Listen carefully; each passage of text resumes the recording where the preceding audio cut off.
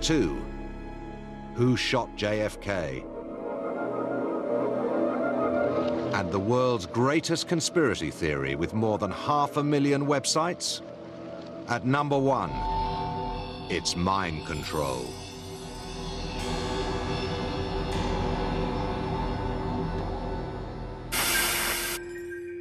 Have secret experiments been carried out on ordinary, unsuspecting people by government scientists who are trying to develop a terrifying new weapon? A weapon to control the human mind.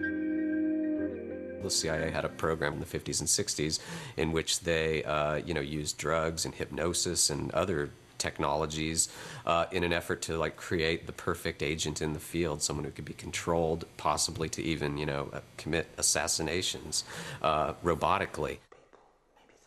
John Allman has been hearing voices in his head for years.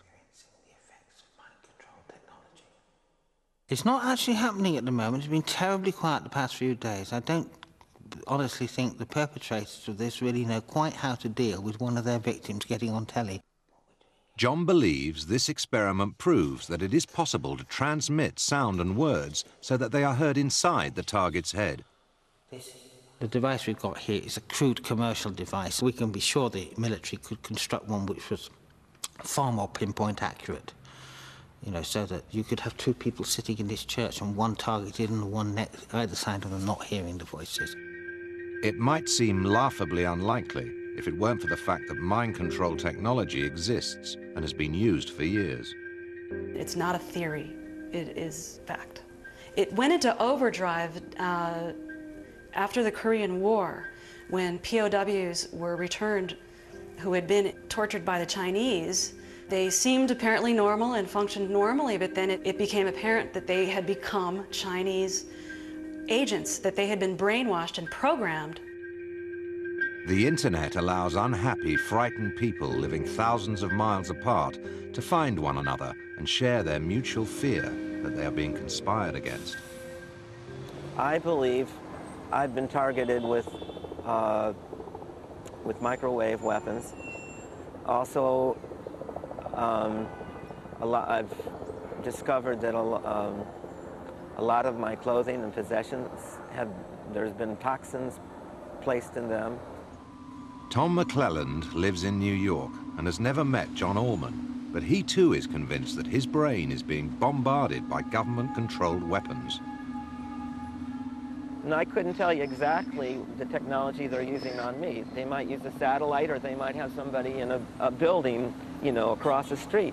I've been to the psychiatrists and doctors in the past, and but it's almost fruitless, because I think that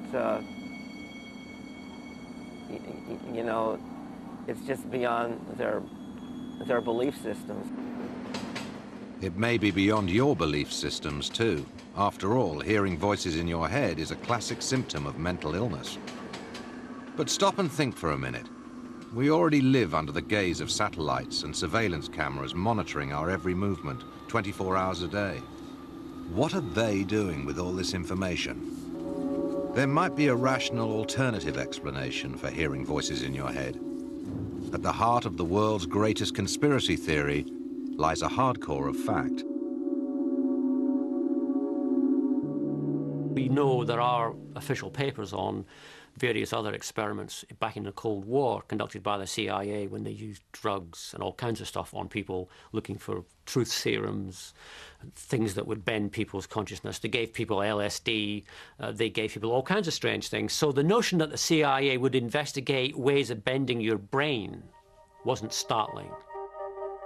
As long ago as the 60s, a scientist named Delgado was able to stop a charging bull in its tracks using a radio-controlled implant in its brain. Anybody can look this up anywhere. I'm not making this up. I found that you don't have to make anything up. Reality is so stunningly bizarre.